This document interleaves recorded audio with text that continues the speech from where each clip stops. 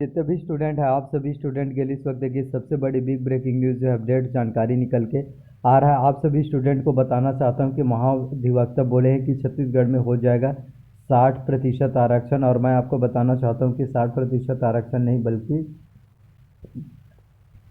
ये आरक्षण आपका जो 82% जो है हो जाएगा। और क्या कुछ नोटिफिकेशन में अपडेट जानकारी निकल कर आ रहा है, मैं आप सभी को आगे बताऊंगा। तो एसआई भर्ती के सवाल पर भड़के हैं सीएम, और उन्होंने कहा है कि ये जो एसआई भर्ती को लेकर अभी छात्रों के द्वारा प्रदर्शन किया जा रहा है, वो आपका जो है 2018 का वैकेंसीज नहीं है, ये वैकेंसीज आपका जो है 2013 का है।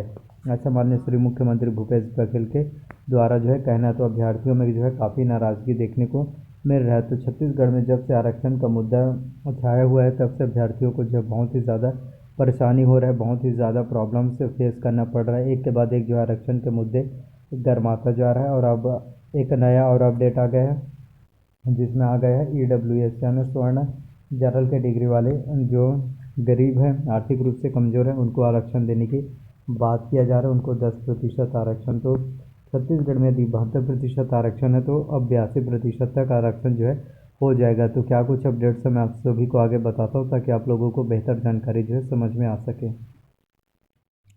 तो इसमें क्या कुछ अपडेट्स है मैं आप सभी को बता देता हूं, ताकि आप लोगों को कंप्लीट जानकारी जो है समझ में आ सके। तो इसमें आर्थिक रूप से कमज़ोर वर्ग को मिलता रहेगा 10% आरक्षण, संविधान के खिलाफ नहीं, ये सुप्रीम कोर्ट का जो है मानना है। देश में अब आरक्षण EWS 10%, OBC 27%, SC 15%, ST जो है 7.5%। सुप्रीम कोर्ट ने सोमवार को आर्थिक रूप से कमज़ोर EWS को 10% आरक्षण दिए जाने के केंद्र के सरकार के फैसले को बरकरार रखा है। शिक्षण संस्थानों और सरकारी नौकरियों में आर्थिक रूप से पिछड़े स्वर्णों को जो है 10% आरक्षण मिलता रहेगा। चीफ जस्टिस यू ललित की अध्यक्षता वाली 5 जजों की बेंच ने 2019 में किए गए 103वें संविधान संशोधन की वैधता को चुनौती देने वाली 30 याचिकाओं पर जो है 4 अलग अलग फैसले दिए हैं। बेंच ने कहा कि आर्थिक आधार पर आरक्षण संविधान के मूल ढांचे के खिलाफ नहीं है। 50% की सीमा को पार करना बुनियादी ढांचे का उल्लंघन नहीं करेगा। 50% की सीमा फिक्स नहीं है, बल्कि लचीली है। मालूम हो इंदिरा साहनी मामले में सुप्रीम कोर्ट की असंवैधानिक बेंच ने कहा था कि 50% की सीमा है और उसे पार नहीं किया जाना चाहिए। ताज़ा मामले सुप्रीम कोर्ट ने के 3 जजों की बेंच आरक्षण के समर्थन में फैसला दे चुकी है। इसके बाद अगस्त 2020 में 5 जजों की संविधान पीठ को जो है सौंपा गया था ये। तो इसमें SC ST OBC शामिल होंगे, ऐसा मांग का कोई तार्किक आधार नहीं है। EWS कोटा सामान्य वर्ग के आर्थिक रूप से पिछड़ों के लिए है। इसमें SC ST और OBC के गरीबों को इसमें शामिल नहीं किया जा सकता, क्योंकि इस वर्ग के गरीब लोगों को तो पहले ही जातिगत आरक्षण व्यवस्था के आधार पर जो है आरक्षण का लाभ मिल रहा है, ये संविधान विशेषज्ञ का मानना है। और संविधान के मूल ढांचे के खिलाफ तो मैं जस्टिस एस रविंद्र भट्ट के फैसले की पूरी तरह सहमत हूँ। आर्थिक आधार पर आरक्षण देना गलत है, और यह संविधान के मूल ढांचे के खिलाफ है, ये उनका जो है कहना है। तो पक्ष में कौन कौन है आप लोग देख सकते हैं। 5 जजों में से 3 जज पक्ष में और विरोध में जस्टिस एस रविंद्र भट्ट। तो उन्होंने कहा है कि सरकार इस अन्य तरीकों से दूर कर सकती थी। जस्टिस एस रविंद्र भट्ट ने अपना और चीफ जस्टिस का असहमति वाला फैसला सुनाया। कहा आर्थिक बदहाली और आर्थिक पिछड़ापन इस संशोधन का मूल है। इस हिसाब से तो यह संशोधन संवैधानिक रूप से अक्षम है। आरक्षण की व्यवस्था को ऐसे ही किसी को मुफ्त पास के तौर पर नहीं दिया जा सकता। जिस आर्थिक आधार को सरकार ने लिया है, उसे अन्य तरीकों से दूर कर सकती थे, ये उनका कहना है। और जस्टिस बेला एस त्रिवेदी का कहना है कि आरक्षण व्यवस्था पर फिर से विचार की जरूरत है। आर्थिक रूप से कमजोर वर्ग को अलग वर्ग मानना सही होगा। इससे संविधान को उल्लंघन नहीं कह सकते। यह नहीं कह सकते कि सदियों पुरानी जाति व्यवस्था से आरक्षण शुरू है। हालांकि आज़ादी के 75 साल बाद हमें समाज के हितों के लिए आरक्षण की व्यवस्था पर फिर से विचार करने की जरूरत है। संसद में एंग्लो इंडियन के लिए आरक्षण खत्म हो चुके हैं। इसी तरह आरक्षण भी एक समय सीमा होनी चाहिए, ये उनका कहना है, जो कि बिल्कुल ही गलत है।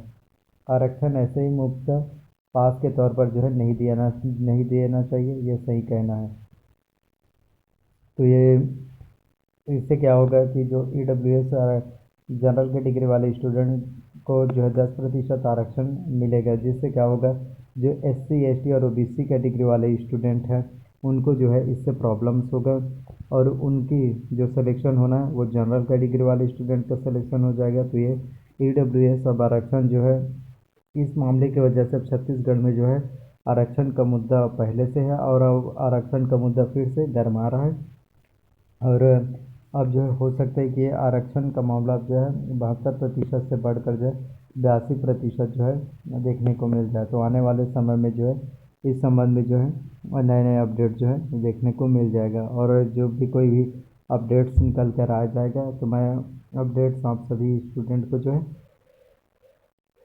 बता दूंगा कौन कौन अपडेट्स हैं। तो आने वाले समय में जो है छत्तीसगढ़ में टीचर्स भर्ती परीक्षा भी आने वाला है, और टीचर्स भर्ती परीक्षा जो है एग्ज़ाम्स के लिए काफ़ी ज़्यादा इम्पोर्टेंट है, महत्वपूर्ण है यदि हम टीचर्स बनना चाहते हैं तो, क्योंकि टीचर्स के जो है 12,489 पदों पर जो है भर्ती होना, और 12,489 पोस्ट जो है काफ़ी ज़्यादा इम्पोर्टेंट और महत्वपूर्ण पोस्ट है।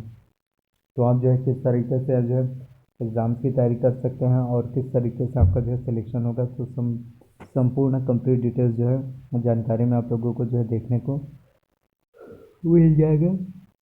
आप लोग बहुत अच्छे से एग्ज़ाम्स की तैयारी कर सकते हैं, प्रिपरेशन कर सकते हैं। आपका सिलेक्शन जो है डेफिनेटली अवश्य रूप से हो पाएगा। और कोई भी कंपटीशन एग्ज़ाम जो है असल में मुश्किल होता नहीं है, सिर्फ आप अपनी सोच से उसे मुश्किल जो है बना देते हैं। तो बस आप लोगों को अच्छे से मेहनत करना है, आप लोगों को अच्छे से एग्ज़ाम की प्रिपरेशन करना है, तैयारी करना है। अगर आप अच्छे से मेहनत करेंगे, एग्ज़ाम्स की तैयारी करेंगे, तो आप लोगों का सिलेक्शन जो है अवश्य रूप से जो है हो पाएगा। और कोई भी कंपटीशन एग्ज़ाम असल में मुश्किल होता नहीं, बस मेहनत कीजिए, आपका सिलेक्शन जो है अवश्य रूप से हो पाएगा। आने वाला समय जो है आपका होगा, बस कंसिस्टेंसी मेंटेन करके कंटिन्यू जो है एग्ज़ाम्स की तैयारी करते रहिए, आपका सिलेक्शन जो है डेफिनेटली हो पाएगा। तो बस इसी तरह से मेंटेन करके रखिए और एग्ज़ाम्स की तैयारी करना शुरू कर दीजिए। तो प्लीज़ अगर वीडियोस आप लोगों को अच्छा लगा हो, वीडियो से अगर आप लोगों को पसंद आया तो प्लीज़ वीडियो को लाइक कीजिए। चैनल पर अगर नए हैं तो प्लीज़ चैनल को भी सब्सक्राइब कर लीजिए, साथ में बेल नोटिफिकेशन को भी ऑन करके रख लीजिए। और आपका अगर कोई भी डाउट्स है तो आप मुझसे कुछ भी सुझाव पूछना चाहते हैं, अपना कमेंट का रिप्लाई पाना चाहते हैं, तो प्लीज़ कमेंट जितना हो सके कीजिए, और आप सभी के कमेंट का मैं रिप्लाई अवश्य करूँगा। आने वाला समय जो है आपका होगा, और CGPSC उनका रिज़ल्ट अभी आपके आने वाले समय में जो है पता चल जाएगा कि छत्तीसगढ़ में CGPSC उनका रिज़ल्ट जो है कब जारी होगा। तो एक के बाद एक छत्तीसगढ़ में नई नई गवर्नमेंट जॉब वैकेंसीज भर्ती परीक्षा को लेकर नई नई कुछ अपडेट्स देखने को मिल रहा था, और नई जब भी कोई भी छोटी बड़ी अपडेट्स निकल कर आएगा मैं आप सभी स्टूडेंट को वो सभी अपडेट्स बता दूंगा। धन्यवाद आप सभी का।